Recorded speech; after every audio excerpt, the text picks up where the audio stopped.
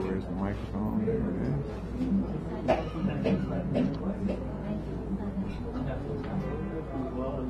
All right, so I'm going to make a very quick announcement, and I think it's...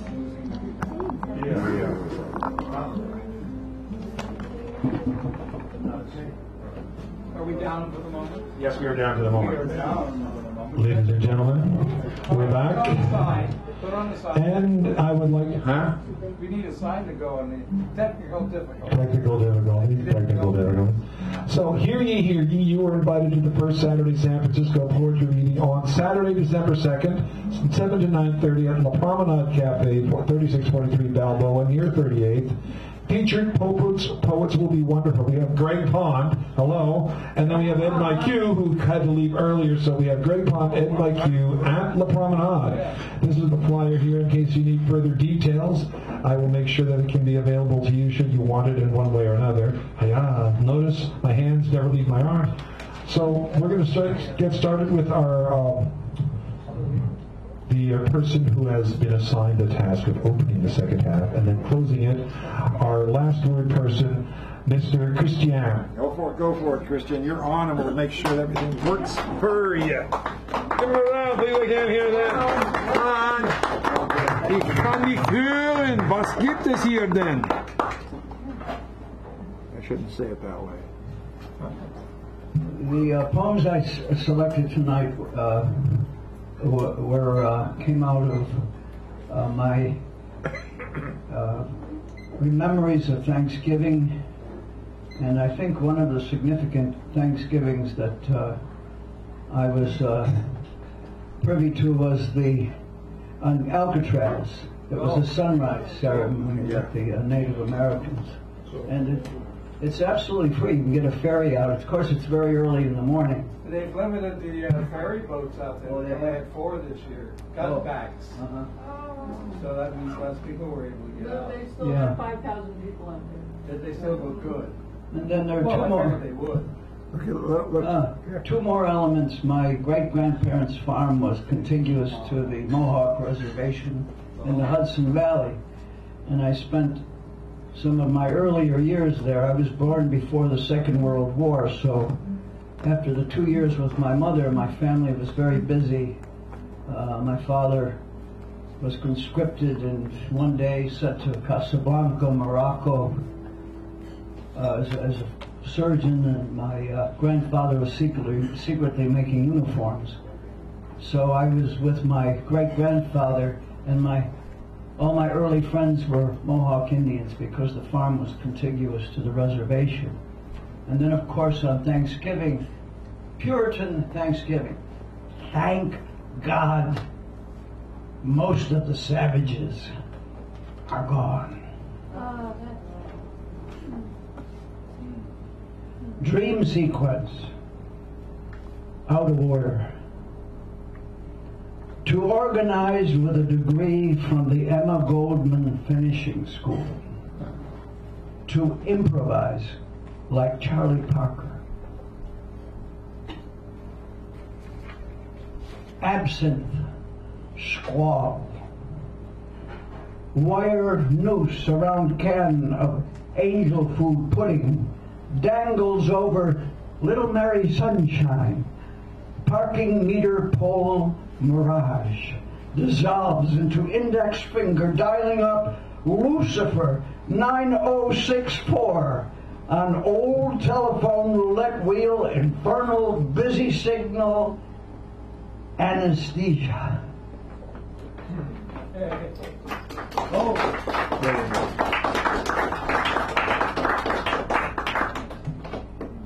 Eruption.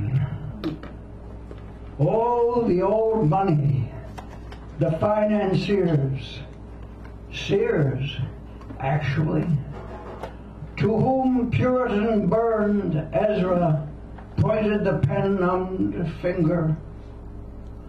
Oh, the finaglers who bank oil in the latest armaments.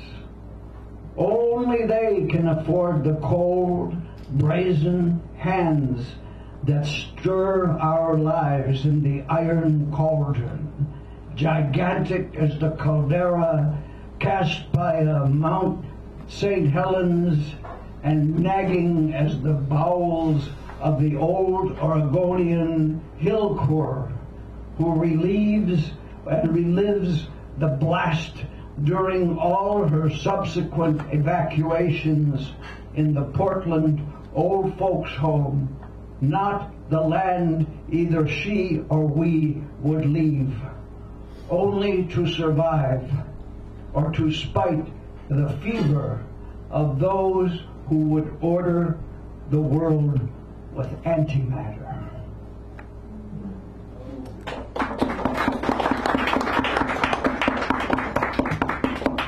Madama Butterfly, please.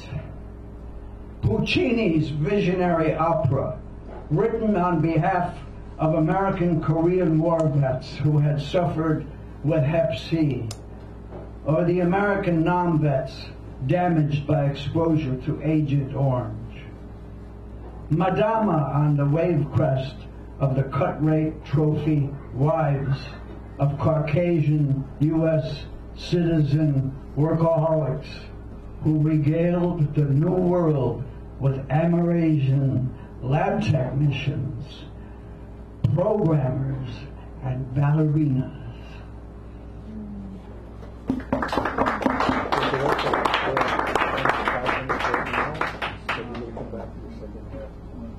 Save something. Yeah. Okay. Okay, so he's going to be coming back because he is the last word, and the last word always opens the second half and closes the second half. So he shall be back. Thank you, Mr. Christian. Give him a round of applause, please. He'll be back. Ron, or Bob. Bob Gordon, right? What? Who's? Wait. I know, but we have. I'm gonna read from it. Okay. Do you want to put the microphone in here? Or you're gonna be up? I'm gonna try. All right. It's handwritten. These two poems I'm reading, I noticed that really fit into the theme: indiscretion and indiscretion. To have and not to have. We met in Edinburgh. She mentioned itinerary. I missed her in Paris. We got drunk in Pamplona. She showed me in Madrid.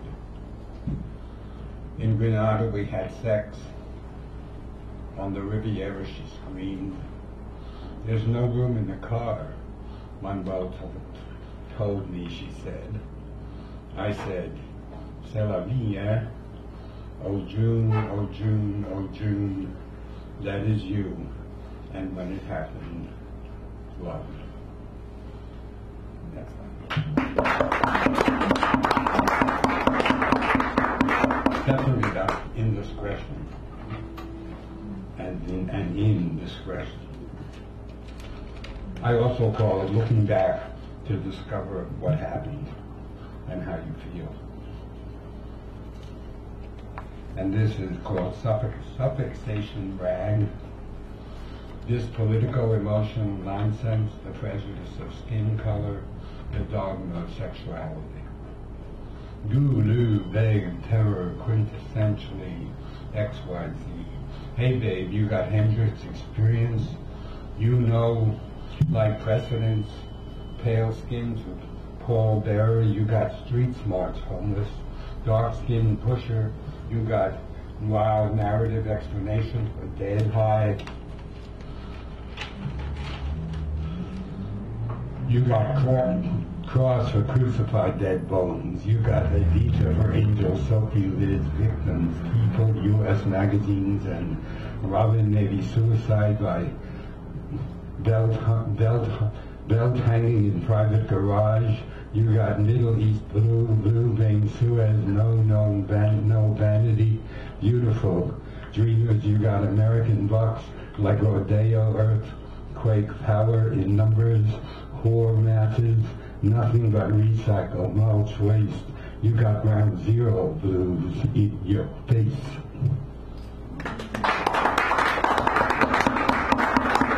Kelly?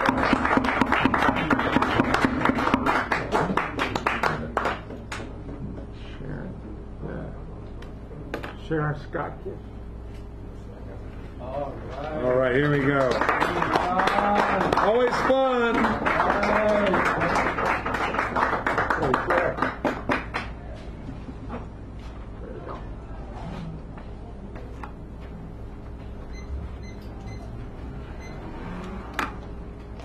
Is that okay for you? Yes. All right. What does a schoolgirl do when you're the president of a fan club and your idol goes to jail? A man who has chronicled your life. First you call St. Louis and you say, what can I do? They say, just keep playing his music. And that's what you do. From 1956 to 1960, his pictures in your locker, and you play his music. And he chronicles your life.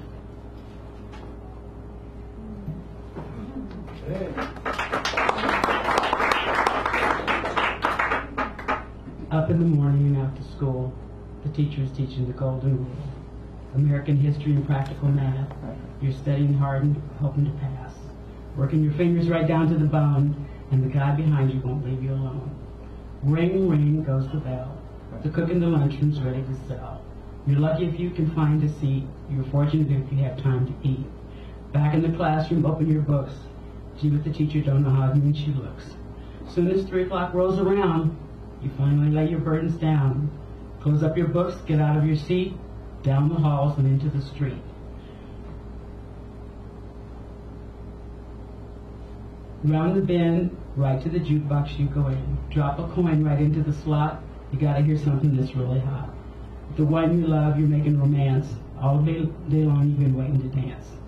Feeling the music from head to toe. Round and round and round you go. Hail, hail, rock and roll. Deliver me from the days of old. Old, long rock and roll. Beat of the drum, loud and bold. Rock, rock, rock and roll. Feeling is there, body and soul. Oh.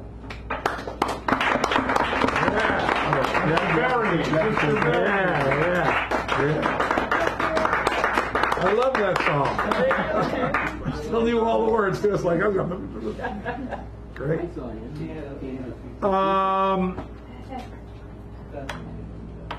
Mr. Alan Harris will kindly come forth, please.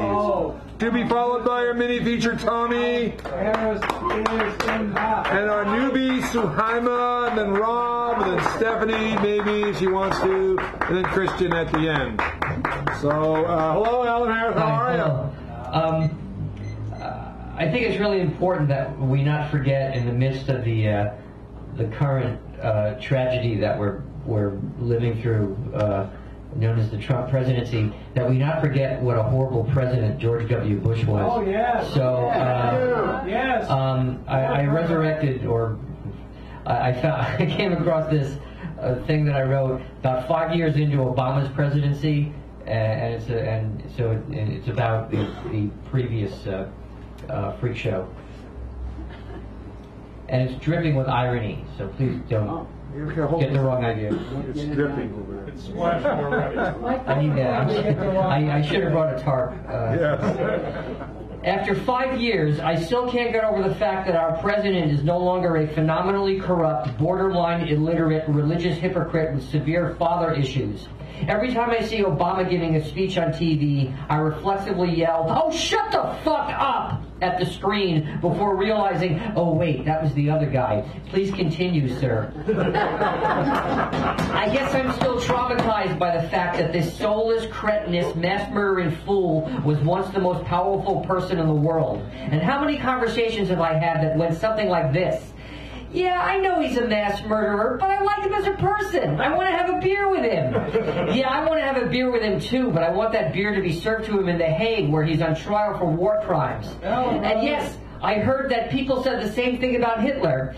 Well, I don't agree with his final solution, but I like him as a person. I want to have a schnitzel with him.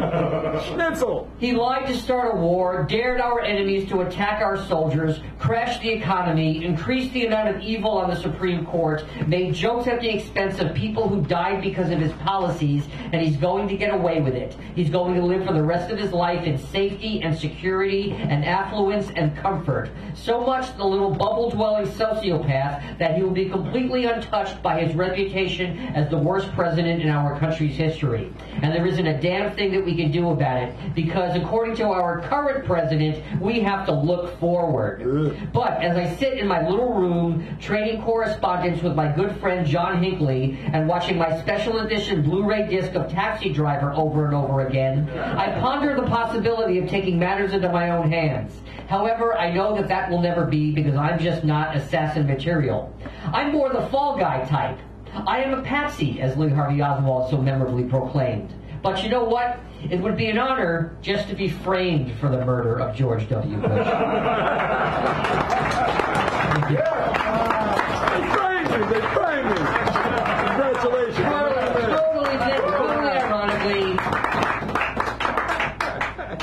I've read this here before, and I'm going to read it again. So, Really? yeah, there it is. Okay. If you got a problem with that, there's the door. Oh my God, you are so pretty. You're so pretty that you make me nervous. Okay, so everything makes me nervous. But you make me this unique kind of nervous. The kind of nervous that causes the narcissism I've come to rely on so heavily just melt away, and then I just want to fill your eyes with pleasure. Okay, so I'm not sure how to do that. But the point is that I want to. I want to so badly that I start to sweat and tremble, and finally I pass out, and I wake up in the back of an ambulance with 2 paramedics crouching over me, telling me that my blood pressure is 200 over 140, and that my pulse is over 100, and that they don't know what's wrong with me, but that they're really worried because they think that my heart is about to explode. And that's not good. I need my heart, because besides being the organ responsible for the pumping of oxygenated blood to the body and oxygen-poor blood to the lungs for reoxygenation, the heart is also there to remind me that you are smart and talented and sweet and sexy and brave and unconventional and disturbing and fascinating and pretty. You're so goddamn motherfucking pretty. And quite frankly, I really hate feeling this way, because while on the one hand it's great to be in a relationship where the police never have to be called, because I feel safe falling asleep in an apartment which contains my lover, cutlery, and my penis, I am on the other hand confused and intimidated by these things which you earthlings call love and happiness, being much more comfortable with states of mind like despair and disgust and paranoia and rage. Although, on yet another hand, after decades of therapy in which I have struggled to tear down the walls which have been put up by my subconscious as a manifestation of a fear of intimacy deeply rooted in childhood issues of abandonment and self-esteem, I finally have my first breakthrough when I help you on with your coat. Thank you. Alan Harris!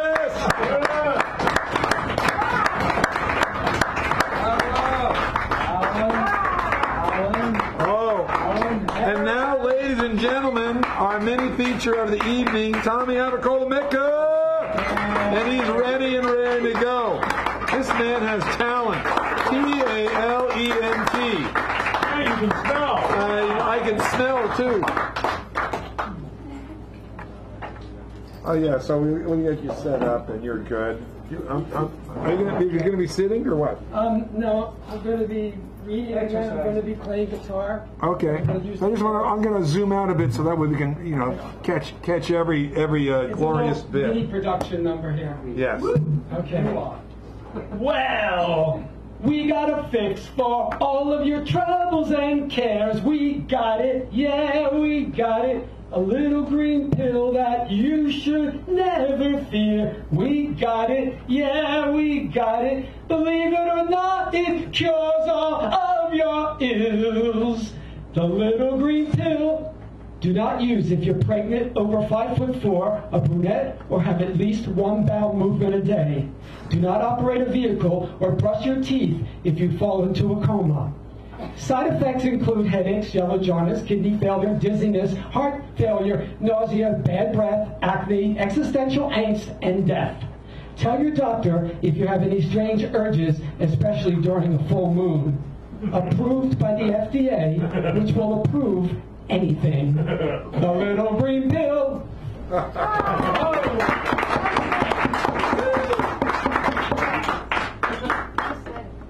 And now, I'm not going to use the I mean, I probably won't use the mic.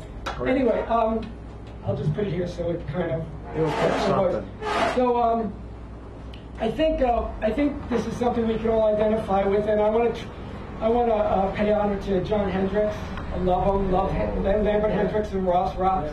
But this is a song that talks about something that we can all identify with, our insecurity about how we look. They told me to get a job. If you understood, you would sob. They weren't talking about money woes. They were talking all about my big old nose. They said it was of the Roman kind. Rome's all over my face so fine. I almost went down under the knife, but something happened then to change my life. I said to myself one day, what's in a nose anyway? A nose don't care if it's small or if it's a big at all. You may think this is trivial now. Things don't change that much anyhow. Still got people walking around with their self-esteem so low down on the ground. If you listen to what they say, you're gonna get so screwed anyway.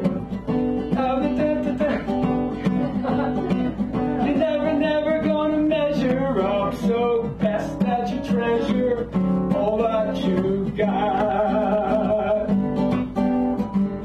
I said to myself one day, what's in a nose anyway? A nose don't care if it's small or if it's a big at all. They told me to get a job. If you understood, you would sob. They weren't talking about money woes. They were talking all about my big old nose. Talking all about my big old nose. Talking all about my big old schnoz.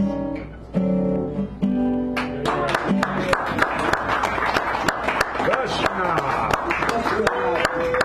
Smelly schnoz. Yeah, back in South Philly we used to call it a schnozola. Yeah. Yeah, good old Italian. Schnozola. Anyway, it's a brand new song, so that's why I messed up a little, because I just literally wrote it like last week or something. So I wrote this after reading a recent news item about something that has become very popular. Oh. It's not known who first invented it. Ancient civilizations certainly might take credit for it. Isis used it to make the chopped up body of her brother Osiris whole again. In Pompeii, they bragged about their skill at doing it all of the time. In ancient Rome, a thief could end up having to do it rather than having his arms chopped off. Those manuscript copying medieval monks were certainly connoisseurs, as were their abbots. Even some popes were no strangers to it. There's a church and a saint dedicated to it, an Indian holy book that sanctifies it. The bonobos and chimps might say we stole it from them, and they'd be right. Though goats, brown bears, wolves, hyenas, and bats would claim that they were the first. It's the raison d'etre for a candlelit evening or a drive along a dark country road with a sky full of stars and a fat full moon looking down enviously. Weed without it is like spaghetti without marinara sauce or pizza without the dough. It may go in and out of fashion, but it's as American as apple pie, motherhood, and lying politicians. The good news these days is that it's more popular than Jesus ever was, especially among the young. Though they might not understand, just how very ancient the blowjob is. You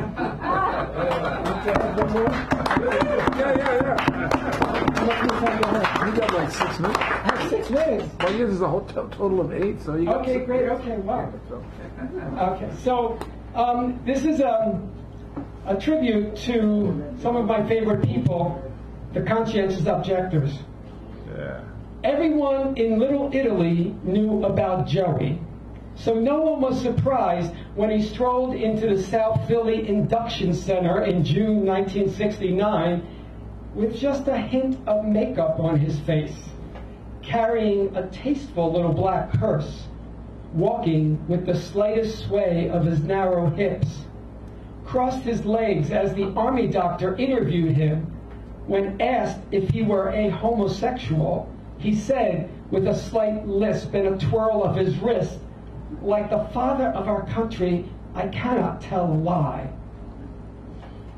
Everyone in Kingston, North Carolina knew about Simeon.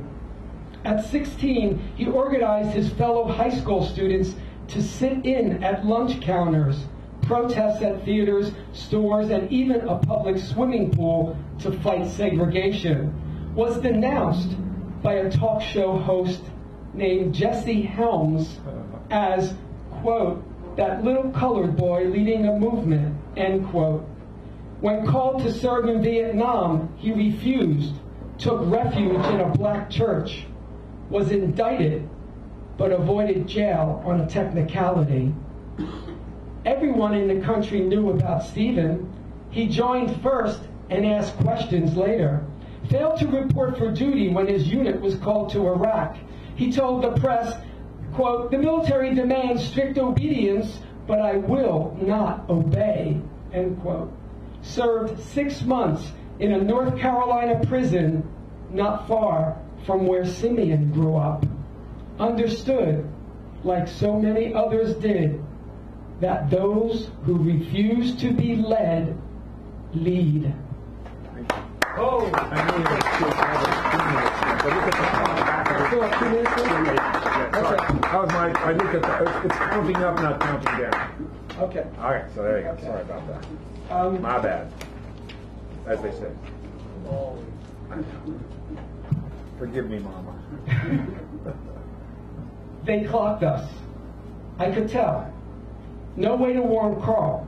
He was excited and going on about the opening performance of a dance piece we choreographed, we collaborated on. Him, the choreographer, me, the poet. A piece about AIDS, the first one that we knew of. As the train pulled into our stop, the kids, sitting a couple feet away from us in the subway car, were watching us intently. There was no time to figure out what to do. We stepped off. They followed us. As the doors closed, they surrounded us. "Hey, faggot!" I darted away, but Carl wasn't as quick. I yelled for help. A big guy raced over. The kids took off, but Carl was hurt. A punch to the eye damaged his contact lens. We were making our way up the stairs when the cops arrived. The woman at the booth must have called them. We asked them to take us to the hospital. They wanted to know what we had done to provoke the boys. They refused to take us to the emergency room, refused to take a report, left the faggots in the subway wondering how the victims bore the blame for what the perpetrators had done. Thank you.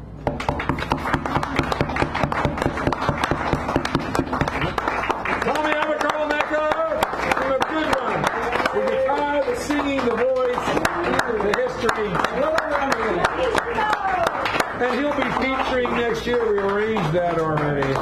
Date to be advertised. And now I'd like to just remind everybody we have a tradition when we have someone who's brand new to this venue. We give them a hoot and a holler and a hearty welcome. And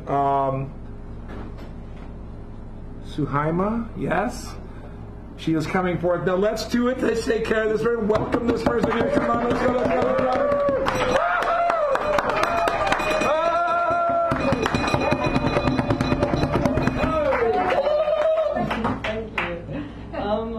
So I'm from the UK, and it's really cool to be here because I actually I'm visiting as a spoken word poet, and I'm kind of doing performances and stuff. But I heard that Sacred Grounds was the place that kind of, well, how does it say it here?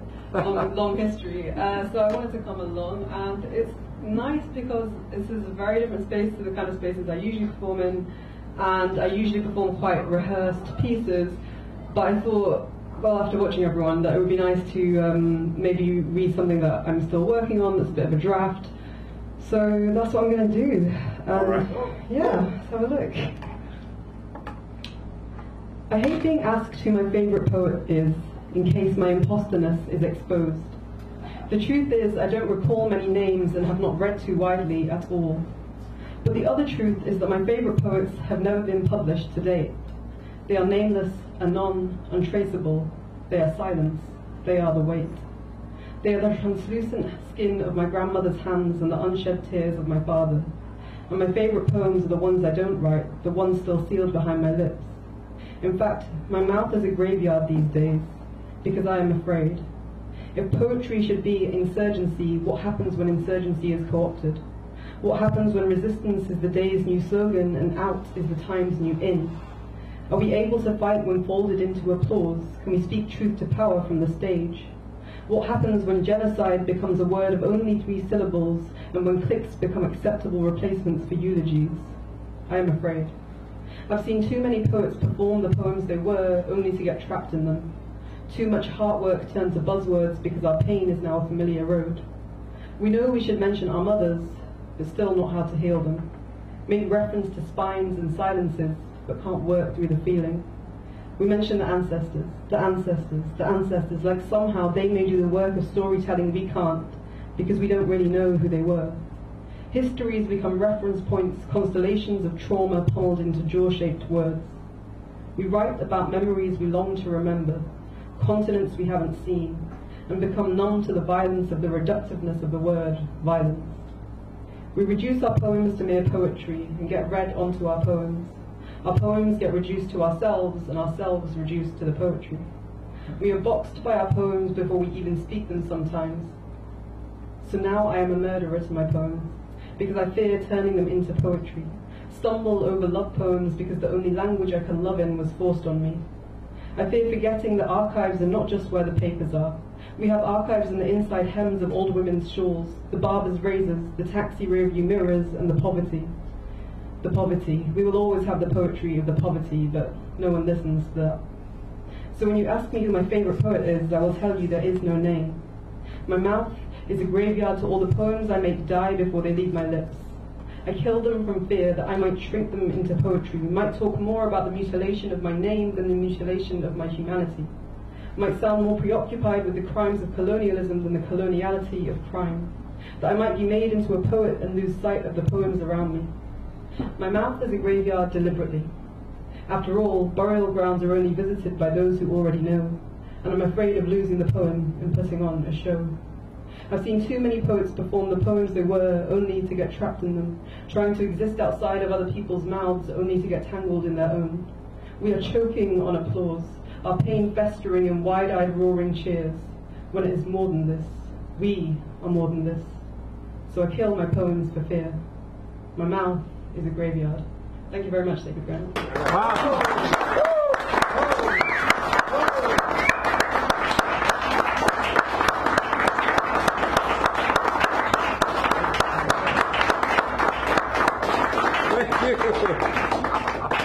Thank you so much. Wow. Woo. So we have Rob and then Christian closing it out. Rob, come on up here, my buddy. And then we have Christian closing us out and to take care of these door prizes. And I'm about as happy as I can just about be. Oh, yeah. Well, you know.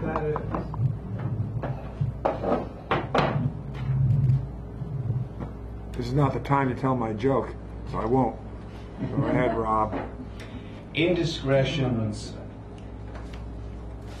This first one is called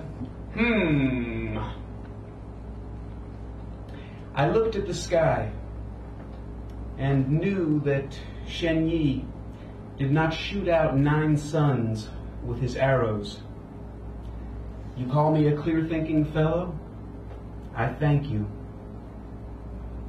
I stood on the bank of the Ganges and shouted that there was not a river goddess with a fishtail for legs. You applaud my bravery?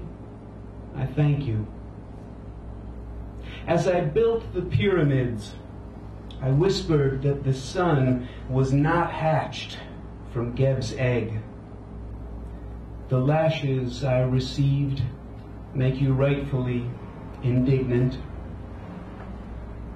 I traveled with a Spartan who assured me that Zeus killed Asclepius for raising the dead.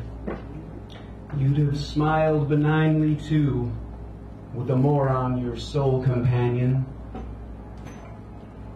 A priest of Ziptotec, I wore the flayed slave skins on my shoulders. Deep down I knew it was bullshit, but the perks of a priest are plenteous.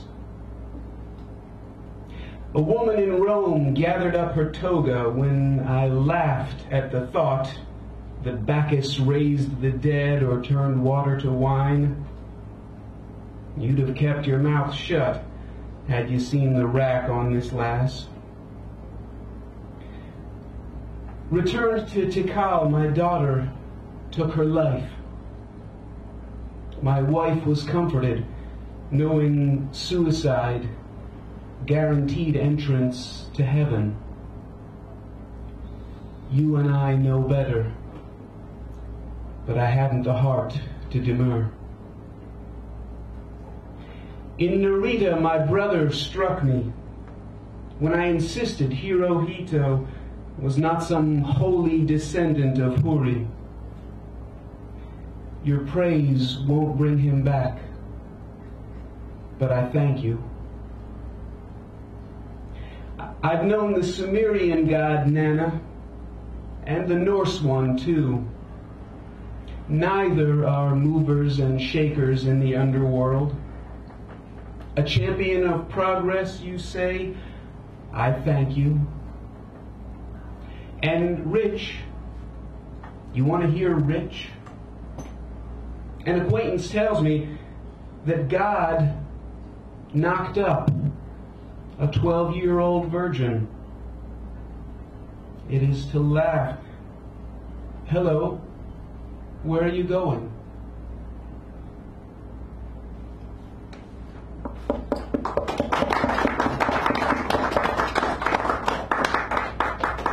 And this one is called How Not to Have Sex. Play no games, refuse the chase. That's how not to have sex.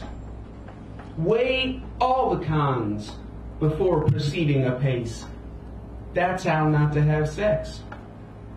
Be totally truthful whenever you speak. That's how not to have sex. Give her life a feminist critique. That's how not to have sex. Insist on balance before you proceed. That's how not to have sex. Tell her that you reject the ethos of greed. That's how not to have sex. You're a drinker, you're not a drinker, not a clubber. That's how not to have sex. Also, you don't wear a rubber. Well, that's how not to have sex. Inform her monogamy is obsolete. That's how not to have sex. Declare marriage a dead-end street. That's how not to have sex. Slow things down. Help her think this through. That's how not to have sex. Tell her you'll do it for her, but not for you. That's how not to have sex.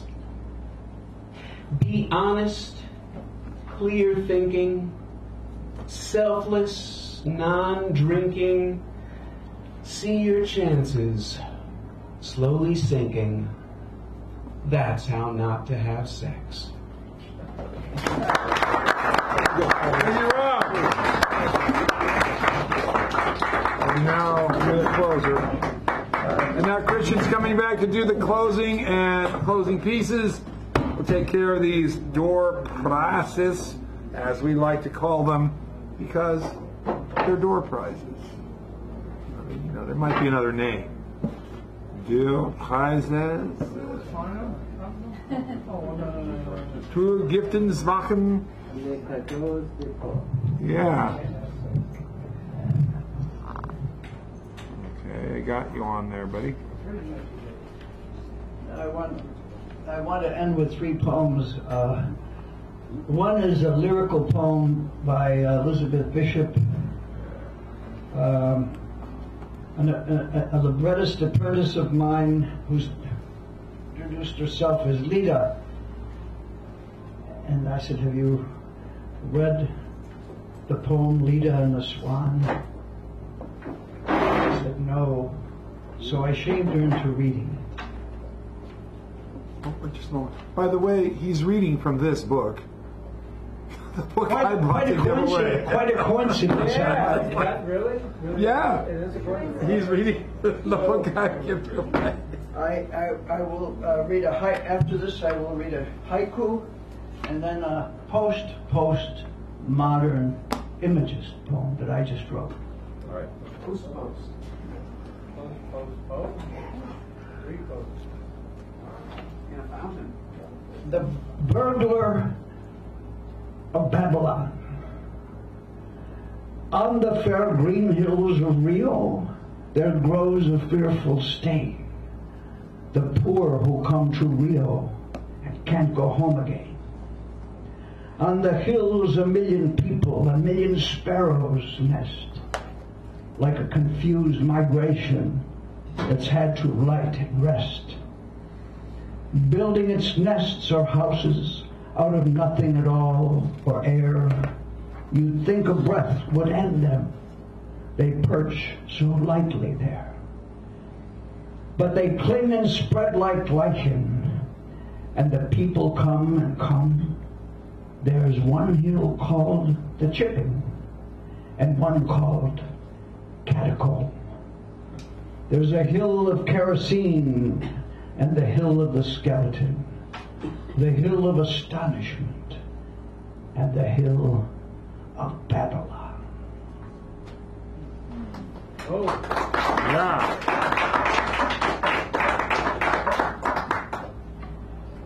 Dark matter curtain.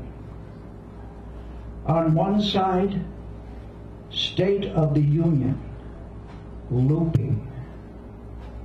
On the other, binge-watching dead leaves.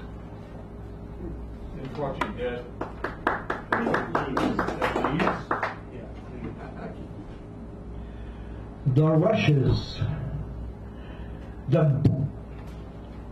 incidentally, the current program at the San Francisco Opera is The Girls from the Golden West.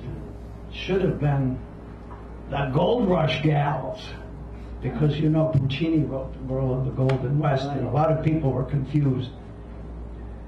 The rushes, the brashest gals fled west to the Sierra Nevada hills to bolster morale among the carousing miners with vampire stealth. Until it was time to rush to the mangroves where Jesse James had blown the heads off gators, snakes, and flamingos. Boots and belts for the hussies to wear in Tampa parks and on Fifth Avenue. Boas for the kept Parisiennes. But as for the current despoilers, they are wiser and better paid. Better to keep the missus at home. After all, the women are now liberated and the kids fewer. Ditto for soldiers' wives, who've been reinforced by the rush of tarts from Okinawa and Hong Kong. The men in various uniforms have a common purpose. Lickety-split to secure the Oriental Amazonian and African trenches at the slightest provocation.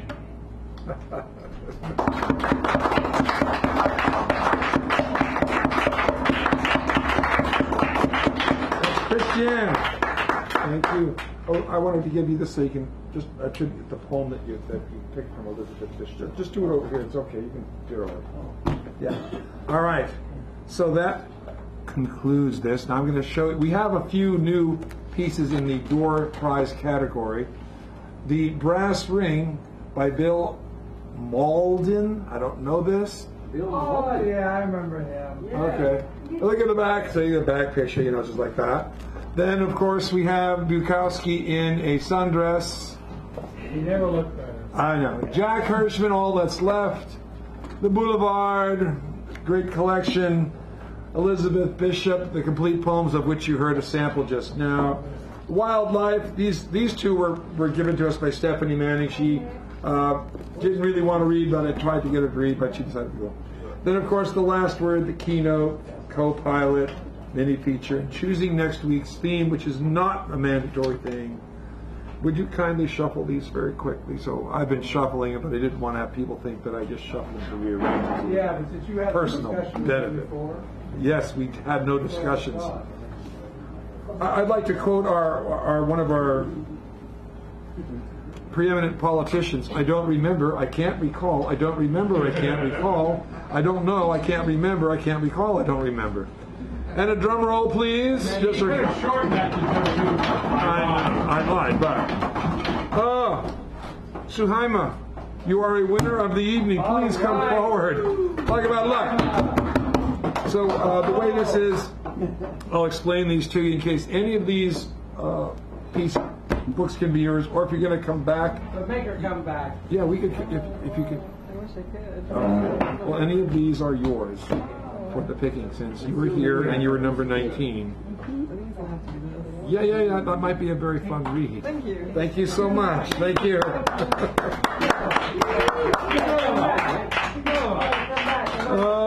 Karen Elizabeth Huff. Karen Elizabeth Huff. In the house.